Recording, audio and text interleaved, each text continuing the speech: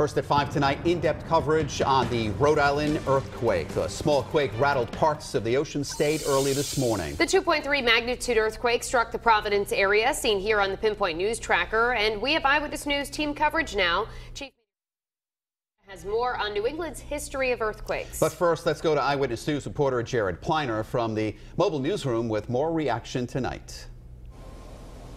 Mike Shannon, good evening. Earthquakes extremely rare here in the state of Rhode Island. Many of us just slept through it undisturbed. Others experienced it and had a host of theories.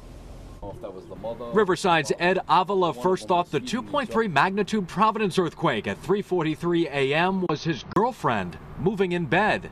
I turned to her and she's snoring away, and I thought maybe it might have been the people upstairs, and so that kind of woke me. And our own meteorologist TJ Del Santo was on duty preparing to bring you Wednesday's outlook. I was in the makeup room getting ready to go on air, and I popped my head out and nobody else seemed to be alarmed by it. I'm like, oh, probably just a truck going by.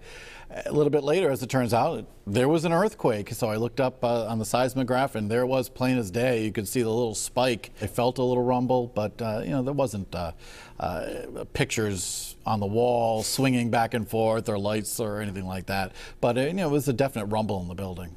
Data analyzed by the U.S. Geological Survey indicate Wednesday's event was centered in the Providence port area. Viewers from all over weighed in on our Eyewitness News Facebook page. Jennifer wrote, "My son was awake and heard it. He thought the dog jumped off his brother's bed." Emily posted, "I live in North Scituate and woke up to what I thought was a car crash outside my house." David was unfazed, can't react to the ferocity of this 2.3 quake that doesn't wake you up from sleeping.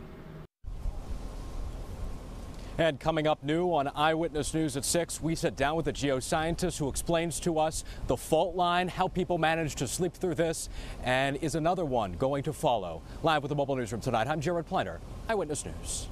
First, a minor earthquake rattles Rhode Island. It struck early this morning just before 4 o'clock. The 2.3 magnitude tremor felt by viewers as far away as Lincoln and West Warwick. New at 6, we're learning more about the state's fault line and how some people sleep right through this seismic event. We have in-depth coverage for you tonight. Chief Meteorologist Tony Petracca will take a closer look at what causes earthquakes. But first, let's go to Eyewitness News reporter Jared Pliner live in South Kingstown.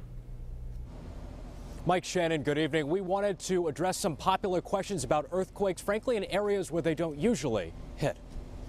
URI Geosciences Professor Brian Savage helping us understand Wednesday's 2.3 Providence quake at 3:43 a.m. About 15 kilometers deep, so it was actually quite deep for the crust around here, which probably helped to make people not feel it.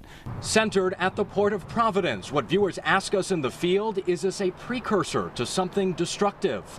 The likelihood of having another earthquake is probably going to be small.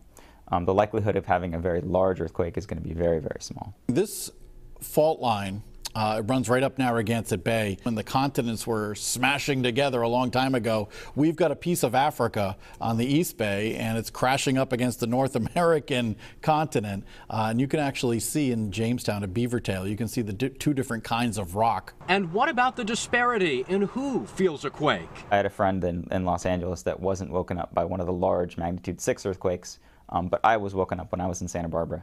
And so it really depends on where you are, who you are, and what kind of sleeper you are as well. And Professor Savage says you're actually more prone to feel an earthquake when you are lying down, but as stated, no guarantee. Live with the mobile newsroom tonight, I'm Jared Pliner, Eyewitness News.